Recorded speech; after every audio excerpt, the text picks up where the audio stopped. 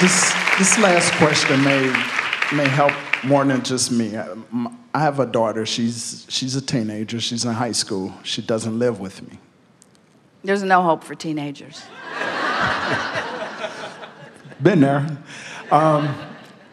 Now, earlier, other tapes that I've watched, you said showing is the best way.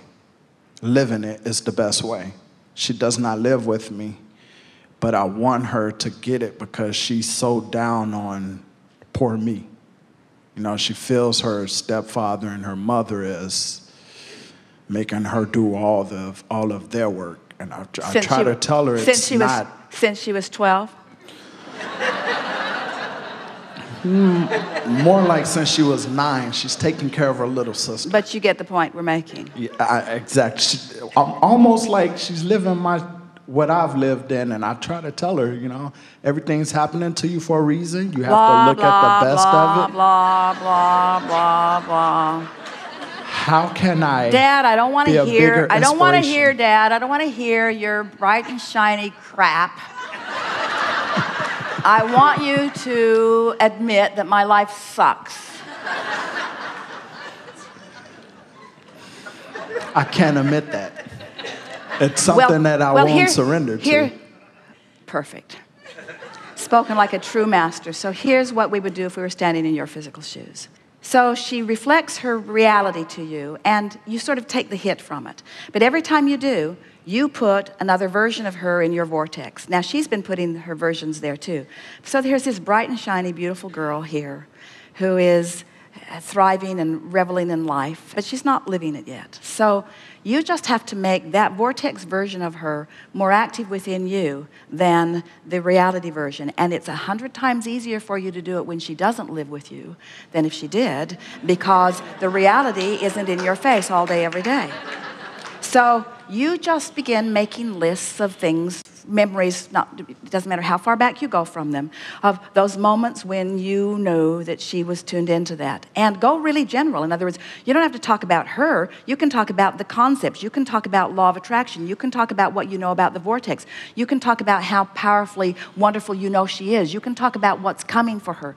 But you get yourself tuned into that. And then what will happen? And this is the part that we love so much. This is the part that you and your daughter are in together. This was the plan you made even before you came into this physical body. This is our promise to you.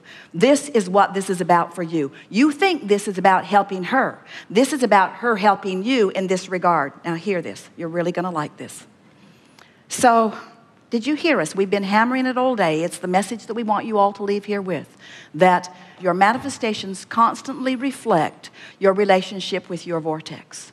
So, let's say you're thinking about her and you're feeling bad because she's sort of living the same thing that you lived, and you would give anything to be able to extract her from it, but you can't. It's too complicated. And so you're feeling bad about that. And then the manifestation comes. She calls you and complains. She matches your relationship with your vortex with evidence, not of what's going on in her world, but evidence of how you're doing, evidence of your relationship with your vortex. So you take it as knowledge.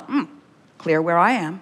Then you do some vortex work. You get off the subject of that, off the subject of her maybe. Maybe you enjoy your pillow. Maybe you bask. Maybe you remember other things. Maybe you reflect. But somehow, some way, you find yourself in vibrational alignment with the vortex. And you're just tuned in. You're not thinking about her because that might take you out. But you're thinking about things working. You're remembering the goosebumps. You're remembering how Abraham selected you from an audience of hundreds of people and dragged you forward even though you didn't want to come. We nearly came and dragged you to the stage. We had the most wonderful conversation. You felt all kinds of things moving within you. You come into the vortex, you remember, just remembering this moment, remembering this conversation, feeling appreciation for the leading edge conversation that you've extracted from Abraham. So many people benefiting by every word that we've exchanged here together today, and you feeling all tuned in, tapped in, turned on, and worthy as a result of all of that. And then the phone rings, and there she is. Hi, Dad.